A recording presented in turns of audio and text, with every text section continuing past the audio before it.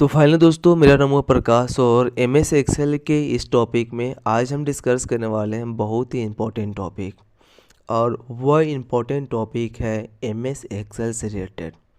Actually मैंने आप सभी लोगों को एम एस एक्सेल में हर टॉपिक को स्टेप बाय स्टेप पूरे ऑप्शन के बारे में बतला चुके हैं। जैसे कि हम विन के साथ आर प्रेस करके और हम यहाँ से एक्सेल को टाइप करते हैं एंड एक्सेल को टाइप कर लेने के बाद उसमें जितने भी फाइल मेनू, होम मेनू, ये सारे जो ऑप्शन आते हैं, ये पूरे ऑप्शन के बारे में आपको ऑलरेडी बतला चुके हैं। तो एक तरफ आपको एम एस एक्सेल के पूरे फाइल मेनू, होम मेनू, इंसर्ट मेनू, पूरे मेनू के पूरे टूल के बारे में, पूरे डायलॉग बॉक्स के बारे में आपको बहुत ही अच्छे तरीके से समझा चुके हैं। इस पे जितने भी लैब आते हैं, लैब से लेकर थ्योरी से लेकर शॉर्टकट की से लेकर क्वेश्चन और आंसर, ये सारे का सारे क्लियर कर चुके हैं। तो आज हम डिस्कस करने वाले हैं कि अगर आप बहुत सारे गवर्नमेंट एग्ज़ाम हो या इंटरव्यू हो, कंपनी हो या बैंक हो, ब्लॉक हो, कहीं पे आप जाते हो जॉब करने के लिए, तो एम एस एक्सेल में किस टाइप से क्वेश्चन पूछे जाते हैं। आज हम वही सारे क्वेश्चन को सॉर्ट आउट करने वाले हैं। तो प्लीज़ आप से लोग इस वीडियो को अच्छे से ध्यान से देखेंगे और कोशिश है कि आप सभी लोग एक कॉपी लेकर बैठ जाएं और उस कॉपी पे स्टेप बाय स्टेप पूरे क्वेश्चन को लिखेंगे। उस क्वेश्चन का हम आंसर कैसे दे रहे हैं, उस आंसर को भी आप अच्छे से लिखने की कोशिश करेंगे। और अगर आप उस क्वेश्चन का आंसर अच्छे से लिख लेते हैं तो आपको बाद में रिवाइज करने में किसी भी तरह की प्रॉब्लम नहीं होगा। बहुत ही इम्पोर्टेंट टॉपिक है, आप इसे अच्छे से देखिए, समझिए और बहुत ही उम्मीद करते हैं कि आपको एम एस एक्सेल में किसी भी तरह की प्रॉब्लम नहीं आएगा। सबसे पहले यहाँ पे लिख चुके हैं, कंप्यूटर एग्जाम में अच्छे मार्क लाने के लिए ज़रूर वीडियो को देखें, ठीक है। और जैसे कि हम हम यहाँ से थोड़ा नेक्स्ट कर लेते हैं और यहाँ पे शो कर रहा है which of the following is latest version of M S Excel. आपको बतलाया गया होगा कि एम एस एक्सेल जब लॉन्च किया गया तो कौन कौन सा वर्जन मार्केट में लॉन्च हो चुका है। सबसे पहले 2003 जो होता है सबसे पुराना वर्जन होता है। जैसे कि आप यहाँ पे देख सकते हैं 2000 हो या 2007, ये सबसे पुराना वर्जन है। अभी जो लेटेस्ट वर्जन है वो लेटेस्ट वर्जन कौन सा है, 2019। लेटेस्ट वर्जन कौन सा होगा, 2019। तो याद रखिएगा कि अगर आप एम एस एक्सेल में लेटेस्ट वर्जन को देखना चाहते हैं तो वो लेटेस्ट वर्जन आपको 2019 ही होगा। जैसे कि हम विन के साथ आर प्रेस कर एक्सेल को जब टाइप कर रहे थे, कौन सा वर्जन 2010 लिखा है, तो समझिएगा ये आपका 2010 वर्जन है। लेकिन ये आपका पूछा गया कि which of the following latest version of M S Excel. M S Excel में लेटेस्ट वर्जन कौन सा है, तो आप बोलेंगे 2019। क्लियर हुआ। तो पहले के आंसर का कुछ या क्वेश्चन के आंसर में किसी भी तरह की प्रॉब्लम नहीं है। अब नेक्स्ट हम टॉपिक देखते हैं। नेक्स्ट टॉपिक क्या है, पहले ये समझिएगा। नेक्स्ट है एक्सेल फाइल हैव एक्सटेंशन, यानी कोई पूछे कि बताइए एम एस एक्सेल का एक्सटेंशन नेम क्या होता है, तो आप क्या बोलेंगे। एम एस एक्सेल का जो एक्सटेंशन नेम होता है वो होता है एक नंबर .xlsx होता है। अब देखिए कैसे पता चलेगा इसका एक्सटेंशन वो होता है, जैसे हम विन के साथ आर प्रेस करते हैं और एक्सेल को टाइप किए। जैसे हम एक्सेल को टाइप करके यहाँ से जूम करते हैं, कोई भी यहाँ से फाइल को हम ओपन करेंगे। जैसे हम फाइल पे गए और यहाँ से ओपन पर क्लिक करते हैं और एम एस एक्सेल का कोई भी हम फाइल को एक ओपन करते हैं। जैसे हम ऑनलाइन लिखे, देखिए यहाँ पे लिखा है, ये सारे एक्सेल का फाइल है, तो यहाँ से बैंक डिटेल लिखते हैं तो लिखा हुआ है .xlsx। तो समझेंगे ये क्या होता है, ये एक्सटेंशन नेम होता है। तो कोई भी पूछे कि बतलाइए एम एस एक्सेल का एक्सटेंशन नेम क्या होता है, तो आप क्या बोलेंगे, .xlsx होता है। क्लियर हुआ। तो ये एक्सटेंशन नेम होता है। एक्सटेंशन नेम चेंज नहीं होता है। कोई पूछे क्या एक्सटेंशन नेम चेंज कर सकते हैं, तो एक्सटेंशन नेम चेंज नहीं होता है, लेकिन डिफ़ॉल्ट नेम चेंज हो जाता है। तो ये 2 नंबर भी क्वेश्चन का क्लियर हुआ। कोई पूछे एम एस एक्सेल का एक्सटेंशन नेम क्या होता है, तो आप क्या बोलिएगा, .xlsx होता है। अब नेक्स्ट जो क्वेश्चन होता है वो नेक्स्ट क्वेश्चन यहाँ से हम थोड़ा नेक्स्ट कर लेते हैं। चलिए नेक्स्ट लिखा एम एस एक्सेल फाइल 2000 यानी M S Excel 2003 file extension है। कोई अगर पूछते हैं कि अगर हम एम एस एक्सेल की बात करते हैं 2003 का एक्सटेंशन में क्या होता है, तो अगर 2000 एम एस ऑफिस का वर्जन हो या 2003 हो एक्सेल का, तो उसमें .xlxx होता है, ठीक है, .xls होगा, क्लियर। लेकिन अगर 2000 2003 के अलावा 7 10 13 16 19 हो, उसमें सिर्फ एक एक्स इसमें ऐड हो जाएगा। तो अगर कोई पूछे कि एम एस एक्सेल का 2000 2003 का एक्सटेंशन नेम क्या होता है, तो इसका करेक्ट आंसर होगा 2 नंबर .xlx। डॉट जरूर लिखिएगा, क्लियर है। तो ये हुआ कि अगर कोई पूछे कि बताइए एम एस एक्सेल का एक्सटेंशन क्या होता है, तो आप क्या बोलेंगे, .xlx।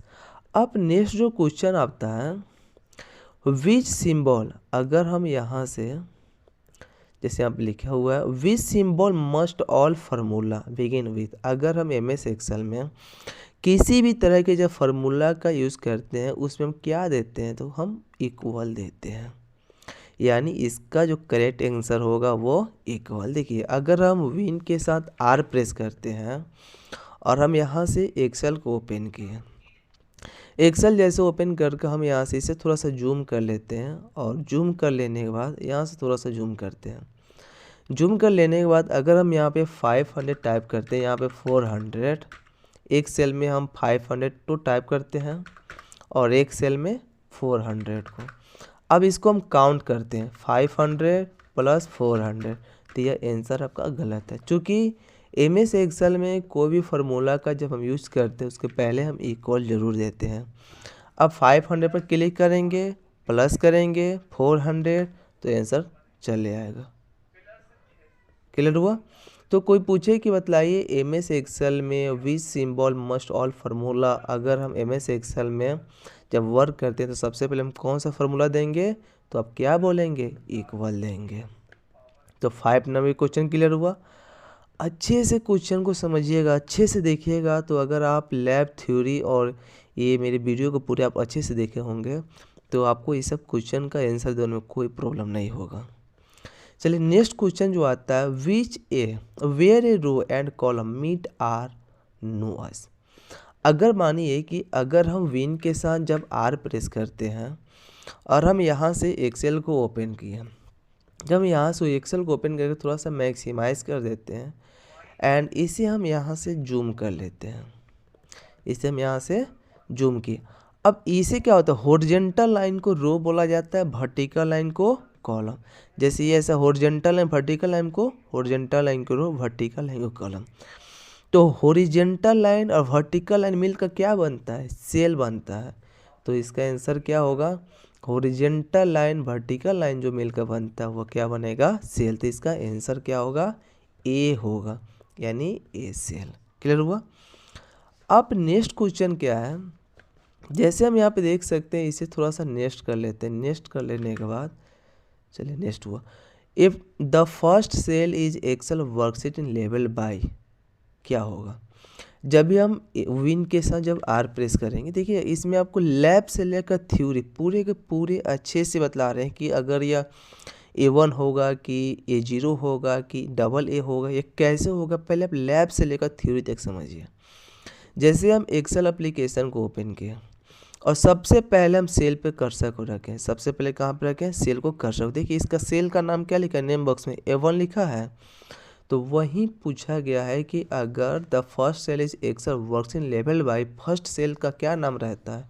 तो अभी हम क्या बताएं आपको, फर्स्ट सेल का नाम क्या रहेगा, A1 रहता है। व्हाट इज द शॉर्टकट की टू हाइड इंटायर रो। अगर देखिए हम विन के साथ जब हम आर प्रेस करते हैं और एक्सेल को जैसे हम टाइप करेंगे, एक्सेल को टाइप कर लें, इसे थोड़ा सा मैक्सिमाइज कर लेते हैं, कोई भी डेटा को पहले हम यहाँ पे लाते हैं। जैसे हम फाइल पर क्लिक करके हमने एक बिलिंग के नाम से डेटा को बना कर रखे हैं, इस डेटा को लाए। अगर इस डेटा को हमें हाइड करना है, क्लियर है, तो जैसे भी इसे सिलेक्ट करेंगे तो हाइड करने के लिए क्या होता है, कंट्रोल के साथ 9 से क्या होता है, जैसे कंट्रोल से 9 प्रेस कीजिए तो हाइड होगा आपका रो। ठीक है। तो वही क्वेश्चन पूछा है कि अगर हमें हाइड करना रो को तो कैसे हाइड करेंगे। व्हाट इज़ द शॉर्टकट की टू हाइड इंटायर रो। अगर कोई भी रो को हाइड करना होगा तो हमें कंट्रोल के साथ, यानी इसका करेंट आंसर क्या होगा, कंट्रोल के साथ 9 प्रेस करेंगे तो क्या हाइड होगा, रो हाइड होता है।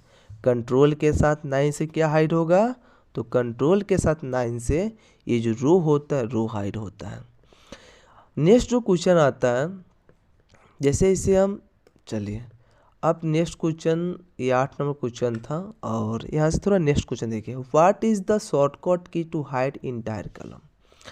अगर रो की जब बात हो तो रो को हाइड करने के लिए कंट्रोल के साथ 9 प्रेस किया जाता है।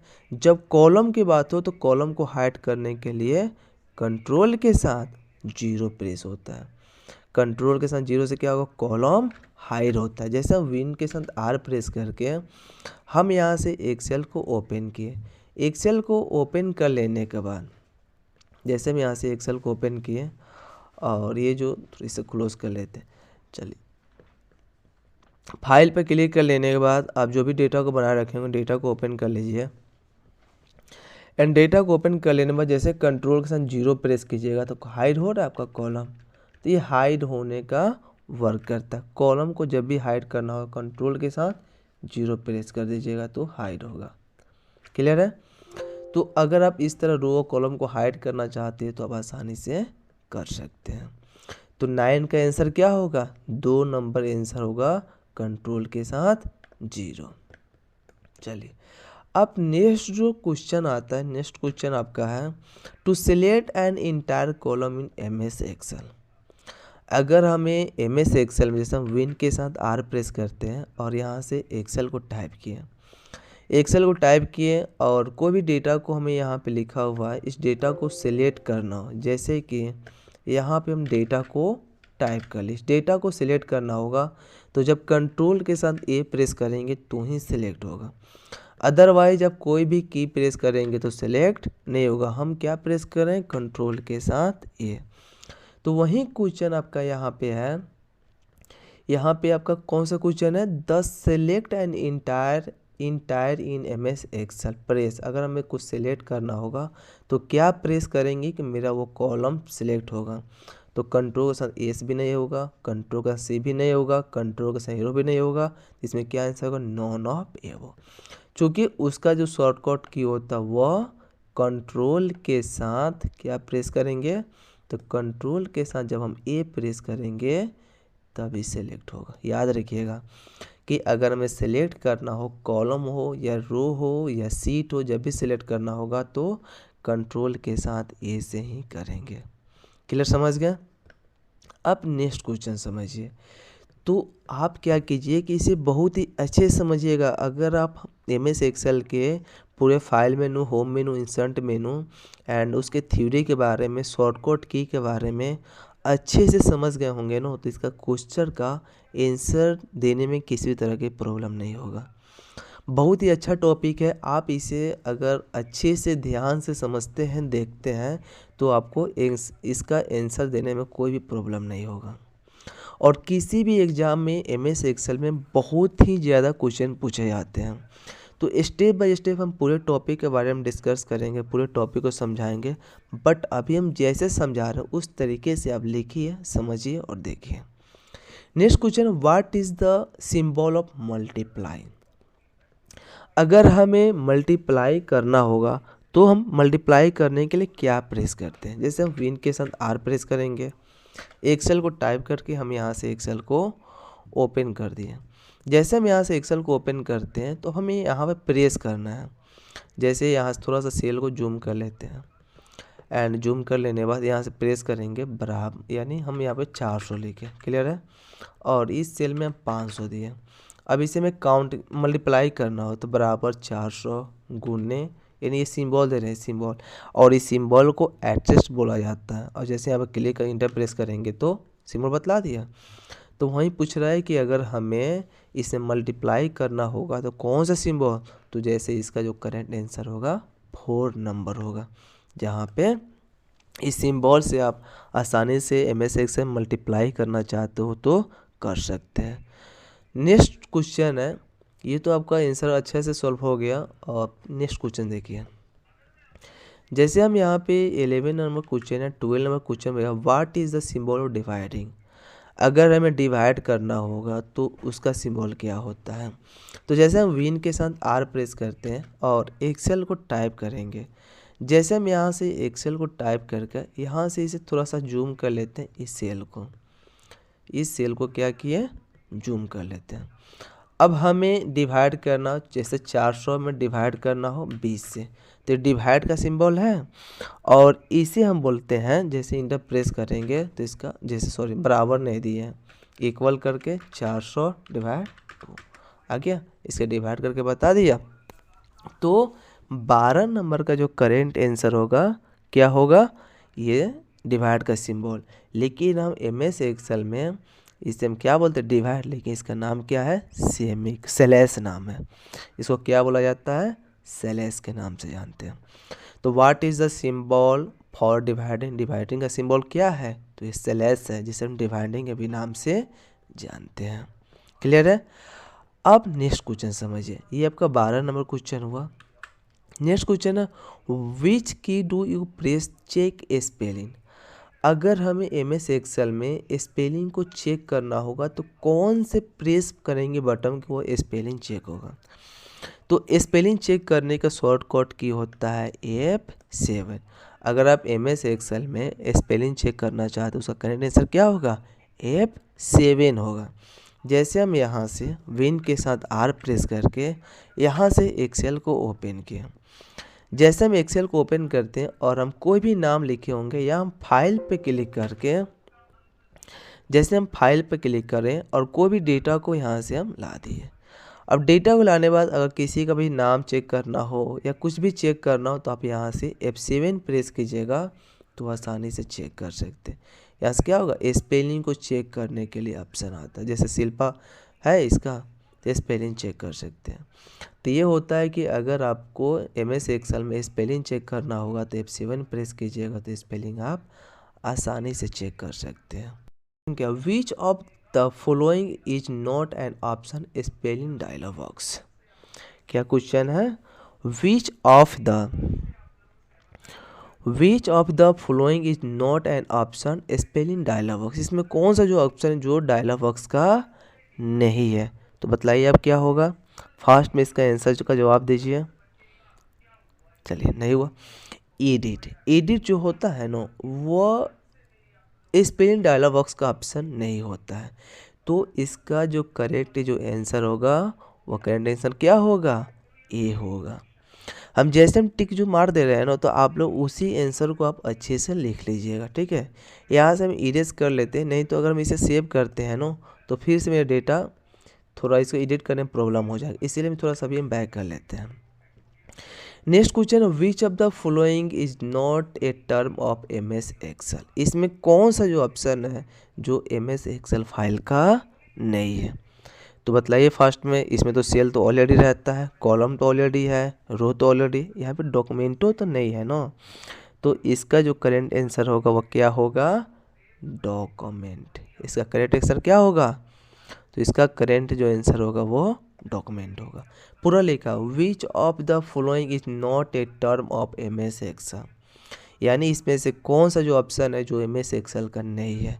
तो जब विन के साथ R प्रेस करते हैं और यहाँ से जब एक्सेल को ओपन करेंगे तो एक सेल है, रो है, कॉलम है।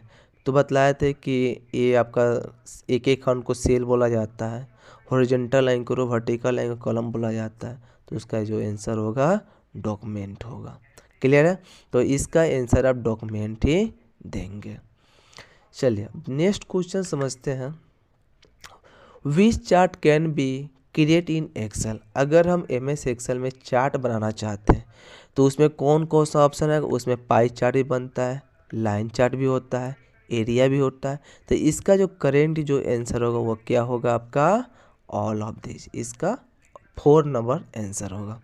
क्लियर, समझ गए आप।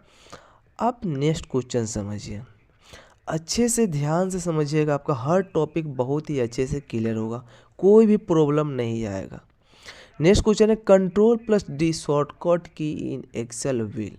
अगर हम विन के साथ आर प्रेस करते हैं और इसमें एक्सेल का कोई फाइल को हम ओपन कर लेते हैं, जैसे हम फाइल पर क्लिक करके एक्सेल के कोई फाइल को जब यहाँ से ओपन कर लेंगे, जैसे हम फाइल पर क्लिक किए एंड यहाँ से फाइल को ओपन किए।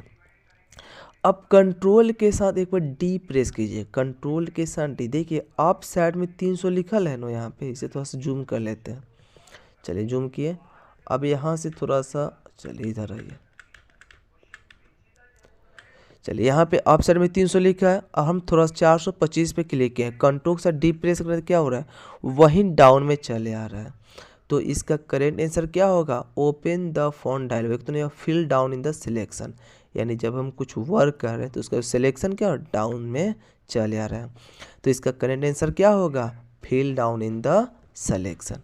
तो इसका करेक्ट आंसर आप दीजिएगा 2 नंबर। क्लियर है। आप नेक्स्ट क्वेश्चन देखिए। चलिए नेक्स्ट क्वेश्चन है, in order to perform a calculation in spreadsheet you need to use a. चलिए आप फास्ट में इसका आंसर बतलाइए कि इसका आंसर कौन होगा। क्या पूछा जा रहा है, in order to perform a calculation in a spreadsheet you need to use a. इसमें अगर हम कैलकुलेशन का काम करते हैं तो सबसे ज़्यादा नीड क्या चीज़ की है इसमें बताइए। टेबल तो नीड है नहीं, फील्ड तो नीड है नहीं, सबसे ज़्यादा नीड क्या है, फार्मूला। क्योंकि एमएस एक्सेल में विदाउट फार्मूला से आप कोई भी कैलकुलेशन का वर्क नहीं कर सकते हैं। तो इसका आप आंसर बतलाएंगे कि इसका आंसर क्या होगा, फार्मूला होगा। क्लियर, समझ गए। अगर सम हो, काउंट हो, मैक्स हो, मीन हो, वी लुकअप हो, एच लुकअप हो, आप जब तक कोई फार्मूला का यूज ना कीजिएगा तब तक आपका कैलकुलेशन ही सही नहीं होगा। तो इसका आप करेंट आंसर दीजिएगा फार्मूला। क्लियर है।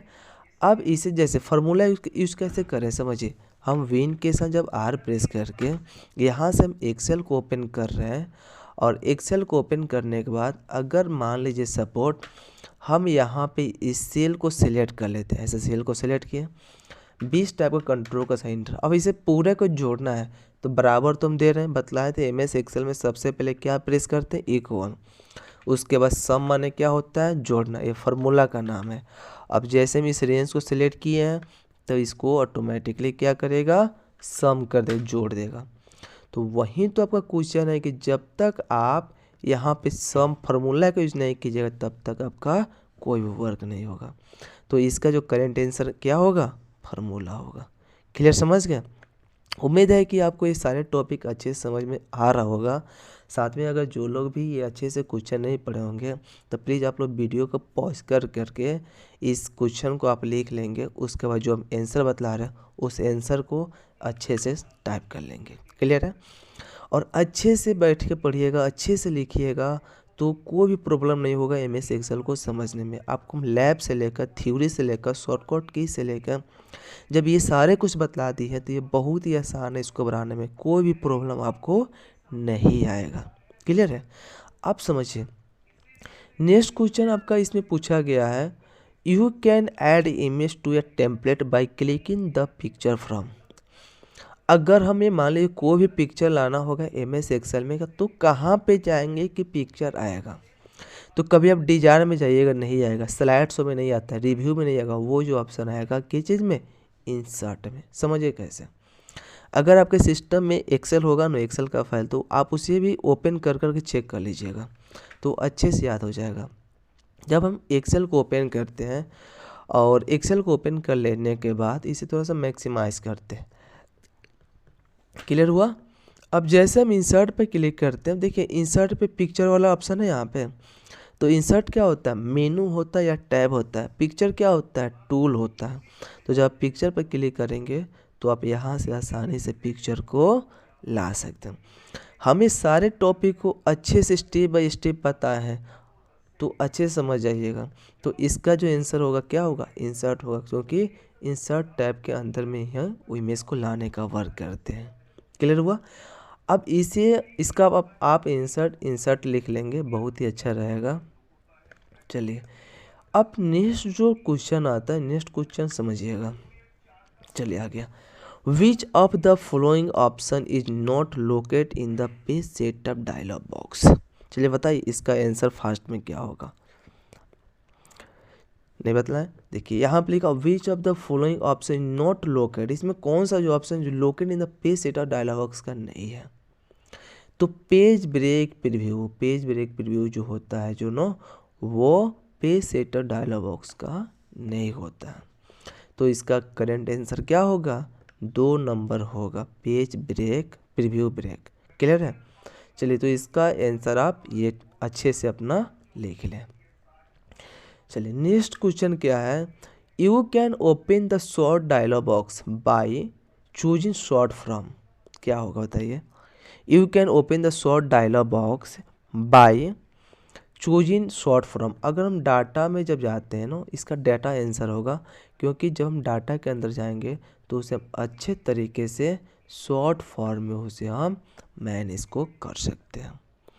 तो इसका जो करेंट आंसर होगा वो क्या होगा, शॉर्ट होगा। अच्छे से वीडियो को देखिएगा, अच्छे से समझिएगा और अच्छे से इसे लिख लीजिएगा। अगर टाइम ना हो तो इसका स्क्रीनशॉट भी कर लीजिएगा, तो आपको बहुत ही बेहतर तरीके से समझ में चले आएगा। हाइपरलिंक कैन बी, हाइपरलिंक क्या होता है, एक तरह के लिंक लाने का काम करता है। तो इसका करेंट आंसर क्या होगा, तो हाइपरलिंक जो होता है टेक्स्ट का भी वर्क करता है, पिक्चर का भी वर्क करता है, ड्राइंग का भी वर्क करता है। तो इसका जो करेंट आंसर होगा वो क्या होगा, ऑल ऑफ एबव। इसका करेंट आंसर क्या होगा, जल्दी फास्ट बताइए। इसका जो करेंट आंसर होगा वो ऑल ऑफ एबव होगा। क्लियर है। तो 22 का जो करेंट आंसर आप लोग लिखेंगे वो ऑल ऑफ एबव लिखेंगे। चलिए इसे हम थोड़ा सा इरेज कर लेते हैं। अब नेक्स्ट क्वेश्चन समझते हैं। चलिए नेक्स्ट क्वेश्चन है, new comment option can be found under tab. अगर हमें किसी भी लोगों पे कमेंट करना हो या कोई भी टॉपिक पे कमेंट करना हो MS एक्सेल में, तो किस टैब के अंदर जाएंगे कि वो सभी का सभी ऑप्शन रहता है। तो सबसे पहले जब हम विन के साथ R प्रेस करते हैं और एक्सेल फाइल को जैसे हम यहाँ से ओपन करेंगे, एक्सेल फाइल को ओपन करने के बाद एक बार हम रिव्यू टैब पे क्लिक कर लेते हैं। ये रिव्यू टैब है, याद रखेंगे। रिव्यू टैब पर क्लिक करेंगे, देखिए इसमें new comment, delete, preview, next सब ऑप्शन है। इसमें कौन सा करेंट आंसर होगा, रिव्यू। चूँकि रिव्यू के अंदर ही आपका वो कमेंट ये सारा ऑप्शन आता है। तो 23 नंबर का जो क्वेश्चन है उसका जो करेंट आंसर होगा वह 4 नंबर होगा, और वह 4 नंबर क्या है, रिव्यू है। अच्छे से इसे लिख लीजिएगा। चलिए इसे हम यहाँ से कैंसिल करते हैं। अब 24 नंबर क्वेश्चन क्या है, in maximum how many sheet can be set as a default while creating new workbook. चलिए आप इसका क्वेश्चन समझिए, खुद से पहले आप आंसर बतलाइए कि इसका आंसर क्या होगा। चलिए आप अपने कॉपी में इसका आंसर लिखिए। चलिए नहीं समझे, अब हम बतलाते हैं। इन मिनिमम क्या होता है, सबसे कम। How many sheet can be set as a default which creating new workbook. अगर हम एक MS एक्सेल में कितने वर्कबुक को ओपन कर सकते हैं। एक होता है जब हम यहाँ से विन के साथ R प्रेस करते हैं और यहाँ पे जब क्लिक करेंगे तो एक होता है सीट, एक क्या होता है, सीट। तो अगर कोई पूछे कि MS एक्सेल में मिनिमम सीट की संख्या कितना रहता है, तो आप बोलेंगे MS एक्सेल में मिनिमम सीट की संख्या 1 रहता है। मैक्सिमम कितना रहता है, अनलिमिटेड रहता है। लेकिन इसमें बुक की बात किया जा रहा है, तो इसमें आपका जो करंट आंसर होगा B होगा। यानी 25 नंबर का जो आपका क्वेश्चन है उसका जो करंट आंसर होगा वो 2 होगा, यानी 255 न्यू वर्कबुक को आप ला सकते हैं। क्लियर हुआ। चलिए इसे हम इरेज करते हैं। अब नेक्स्ट क्वेश्चन को अच्छे से समझते हैं। What is the shortcut key to replace a data within sheet? Replace क्या होता है, रिप्लेस माने होता है चेंज करना। जैसे हम विन के साथ R प्रेस करते हैं, हम पूरे लैब के साथ इसका आंसर बतला रहे हैं, लैब कराने के साथ साथ। जैसे समझिए कि अगर हम इस सेल में को सिलेक्ट करके हम यहाँ पे राम लिखें, ठीक है। अब चाहते हैं पूरे राम को एक बैग चेंज करके हमें श्याम करना है, तो रिप्लेस करेंगे। रिप्लेस करना शॉर्टकट क्या होता है, कंट्रोल के साथ एच। जब आप कंट्रोल के साथ एच प्रेस करेंगे तो रिप्लेस का ऑप्शन आएगा। पहले नंबर सेल में आप राम टाइप करेंगे, सेकेंड नंबर सेल में आप जैसे रमेश लिखिएगा तो एक बार राम को चेंज करके रमेश कर देगा, रिप्लेस ऑल। देखिए रमेश कर दिया। तो ये सभी ऑप्शन आपको अच्छे से बतलाए हैं। देखिए यहाँ पे लिखा होगा फाइंड लिखल है और रिप्लेस लिखा हुआ है। तो हम जो MS एक्सेल का जो video step by step upload किया अपने चैनल पे, तो पहले आप उसे स्टेप बाय स्टेप देखिएगा, तो कोई भी प्रॉब्लम नहीं आएगा सॉर्ट आउट करने में। बहुत ही ईजी है। जो लड़का मेरा MS एक्सेल के पूरे वीडियो को स्टेप बाय स्टेप देखे होंगे ना, उनको ये क्वेश्चन बनाने में किसी भी तरह की प्रॉब्लम नहीं होगा। लेकिन खासकर ये जो मैं क्वेश्चन बतला रहे हैं, जो लोग बहुत सारे कंपटीशन का एग्ज़ाम देते हैं उसमें सॉर्ट आउट करना चाहते हैं तो बहुत ही आसानी से कर सकते हैं, क्योंकि उनके पास टाइम नहीं है एप्लीकेशन के पूरे ऑप्शन के बारे में समझना। तो ये शॉर्टकट, ये हम शॉर्ट फॉर्म में इसका पूरे क्वेश्चन का आंसर बतला रहे हैं। तो इसका जो करेक्ट आंसर क्या होगा, कंट्रोल के साथ एच। अगर आपको रिप्लेस करना हो तो आप कंट्रोल के साथ जैसे आप एच प्रेस करेंगे नो, तो वह रिप्लेस हो जाता है। तो 26 नंबर का जो क्वेश्चन है उसका जो करेक्ट आंसर होगा वो 2 नंबर होगा, कंट्रोल के साथ एच होगा। क्लियर हुआ। आप नेक्स्ट ऑप्शन देखें, Excel display the current cell address in the. अगर हम एक्सेल डिस्प्ले पे क्या शो करता है, current cell address in the, बतलाइए जल्दी फास्ट में। आप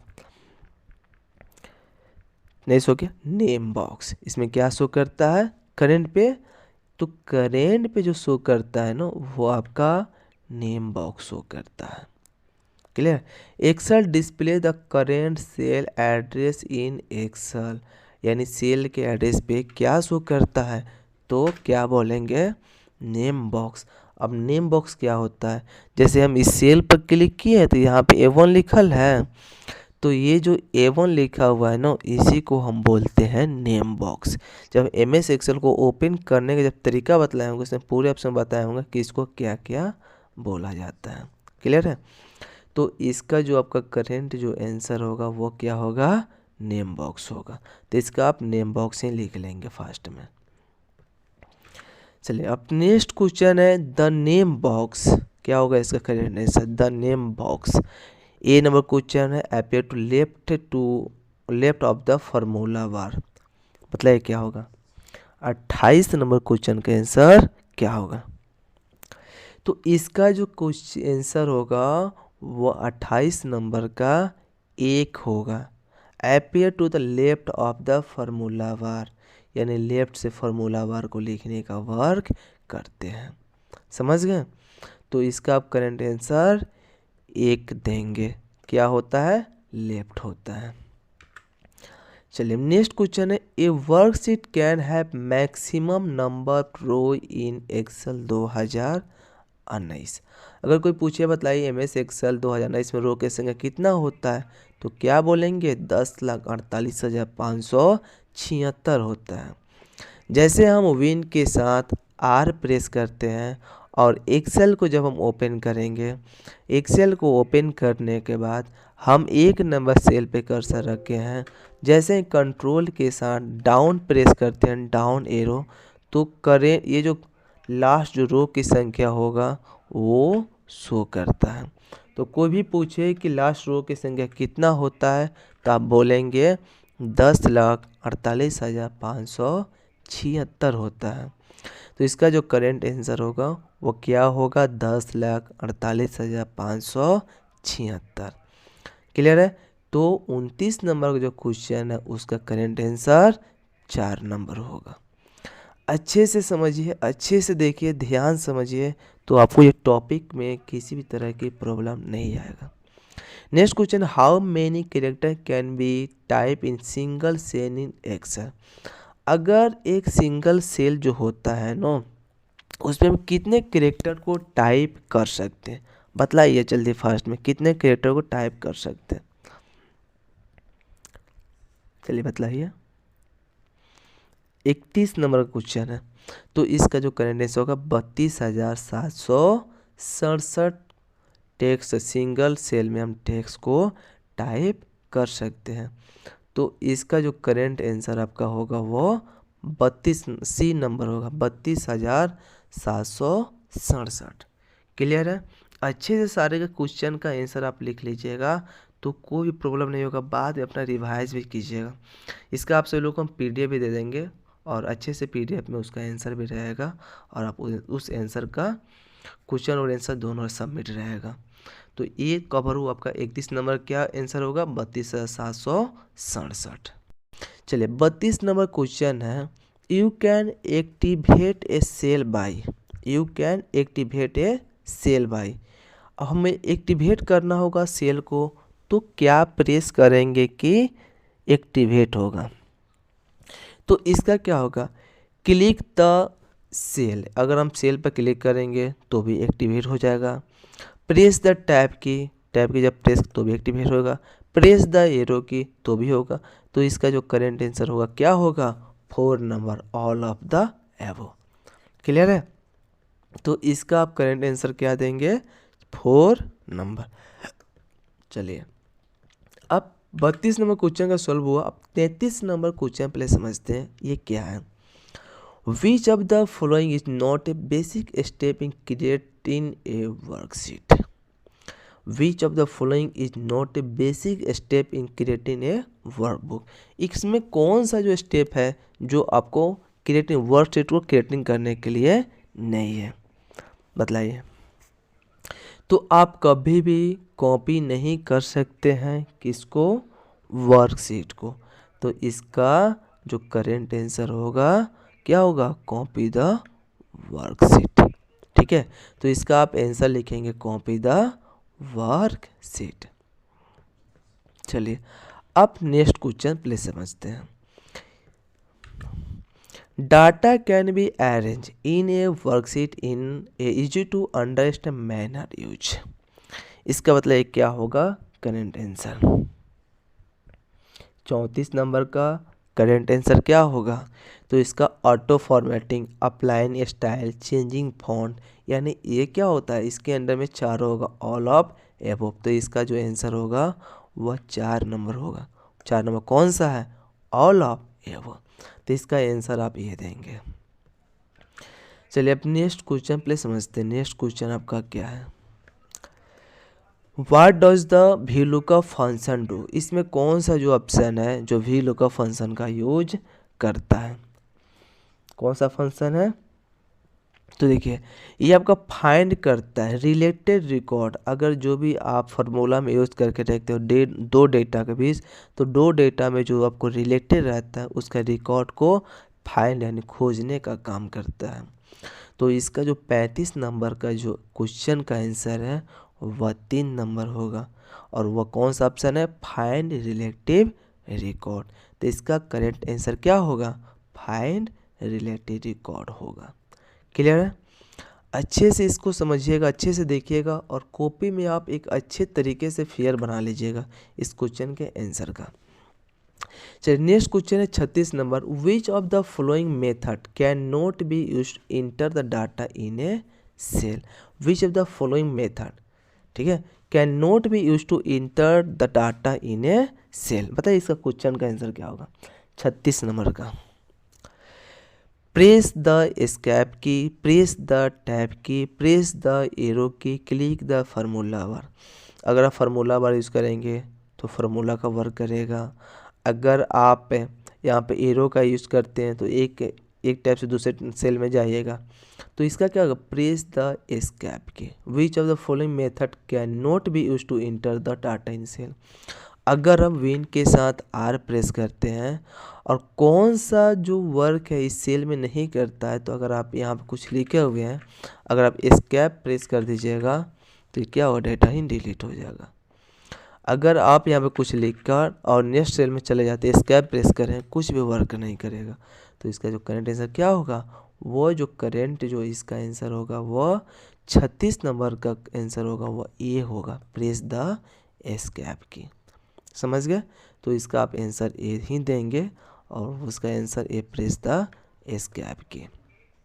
चलिए अब नेक्स्ट क्वेश्चन आपका आता है 37 नंबर जो क्वेश्चन है, which of the following will not cut information. Which of the following will not cut information, इसमें कौन सा जो ऑप्शन है जो कट इन्फॉर्मेशन नहीं करता है, चलिए बतलाइए। 37 का है, तो देखिए click the cut button on home tab, cut कीजिएगा हट ही जाएगा। सिलेक्ट कट फ्रॉम, ये भी काम करेगा कट का, और कंट्रोल+X से कट ही होता है। तो इसका जो करेंट आंसर क्या होगा, प्रेस कंट्रोल+C कॉपी। समझ गए, यानी ये क्या क्वेश्चन है, which of the following will not cut information. तो कंट्रोल के साथ एक से जो कंप्यूटर अच्छे से पढ़े होंगे और हर एप्लीकेशन को अच्छे से पढ़े होंगे तो उसको पता होगा कि कट करने का शॉर्टकट ही कंट्रोल के साथ एक्स होता है, और यहाँ से भी कट होगा, यहाँ से भी कट होगा, लेकिन कंट्रोल के साथ सीधे कट नहीं होता है, कॉपी होता है। तो इसका जो करेंट जो आंसर होगा वह 1 होगा, वो क्या होगा, प्रेस कंट्रोल+C।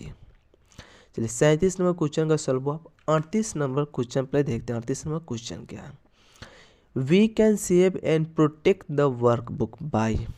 देखिए अगर हम MS एक्सेल में जब भी वर्क करते हैं उसको सिक्योरिटी रखने के लिए हम उसमें पासवर्ड तो देते हैं ना, तो इसमें कौन कौन सा जो ऑप्शन होगा वो वर्क करेगा। 38 नंबर का है, तो प्रोटेक्शन होगा, रीड ओनली रिकमेंडेड होगा, राइट पासवर्ड होगा। तो इसमें क्या होगा, सभी का सभी होगा, ऑल ऑफ एबव। तो इसका जो करेंट जो आंसर होगा वो ये होगा, ऑल ऑफ एबव। तो अभी पहले चारों लिख लेंगे, protection, password, read only recommended, right any of above, ठीक है। तो इसका जो चारों आंसर ये होगा। देखिए अगर आप क्वेश्चन को अच्छे से समझ जाते हैं ना तो आंसर आप अच्छे से दे सकते हैं। चलिए 39 नंबर क्वेश्चन है, which setting you must modify the to print a worksheet use letterhead. Which setting you must modify, कौन सा हम सेटिंग करेंगे कि प्रिंटिंग करने में एक अच्छे से लेटर को हैंड कर सकते हैं। 39 नंबर का, तो उसका जो क्वेश्चन का जो आंसर होगा वो क्या होगा, मार्जिंग। अगर आप एक अच्छे तरीके से मार्जिन करते हैं ना तो एक अच्छे से पेज में सेट हो जाएगा और आप उसे अच्छे से प्रिंट कर सकते हैं। तो इसका आप आंसर देंगे मार्जिन ही देंगे। क्लियर है, चलिए आप नेक्स्ट समझिए। नेक्स्ट क्वेश्चन है, you accidentally erase a record in the sheet which command can be use to restore in automatically. अगर आप MS एक्सेल को ओपन किए हैं, एक्सेल को ओपन किए, अगर बाई चांस कोई आप डेटा को लेके हैं, जैसे हम यहाँ से कोई डेटा को टाइप कर लेते हैं, जैसे हम कोई डेटा को यहाँ पे टाइप किए हैं और बाई चांस डिलीट हो गया, उसे लाना है तो कंट्रोल के साथ Z प्रेस कीजिएगा तो चले आएगा। तो वही क्वेश्चन है कि अगर कोई data automatically by chance delete हो जाता है तो which command can be use to restore in automatically, कौन से कमांड का यूज़ करेंगे। तो कंट्रोल के साथ Z से अंडो होता है तो अंडो का यूज़ करेंगे। जैसे आप उसको अंडो करेंगे तो जो भी डेटा डिलीट हुआ है वो चले आएगा उस वर्कबुक में। तो इसका जो करेंट आंसर क्या होगा, अंडो होगा, यानी 40 के 3 नंबर। क्लियर हुआ। अब नेक्स्ट 41 नंबर क्वेश्चन है, MS Excel can be use to automate. क्या MS एक्सेल का यूज में क्या क्या चीज़ में किया जाता है, बताइए 42 नंबर का। तो इसका जो आपका आंसर होगा क्या होगा, ट्रांजैक्शन भी किया जाता है, फाइनेंशियल भी काम होता है, अकाउंटेंट का भी काम होता है। तो इसमें एनी ऑफ एबव, इसमें यानी 42 नंबर का जो क्वेश्चन है उसका जो आंसर होगा वो क्या होगा, 4 नंबर होगा। तो हमें पता है कि आप लोग को जितने भी क्वेश्चन का आंसर बतला है ना आपको बहुत ही अच्छे से समझ में आया होगा। अगर आपको अच्छे से समझ में नहीं आया होगा तो प्लीज़ पहले आप उस क्वेश्चन को 1 बार 2 बार 3 बार अच्छे से पढ़िए, उसे हिंदी में कन्वर्ट कीजिए। जब आप उसे हिंदी में कन्वर्ट करते हैं तो उसको आप आसानी से उसका आंसर दे सकते हैं। और जो लोग MS एक्सेल के हर वीडियो को लैब से लेकर थ्योरी से लेकर क्वेश्चन से लेकर आंसर से लेकर शॉर्टकट की तक वो समझे होंगे ना, तो उनको ये क्वेश्चन का आंसर देने में कोई भी प्रॉब्लम नहीं आता होगा, समझे। तो आप सभी कॉपी में अच्छे तरीके से पहले लिख लीजिए।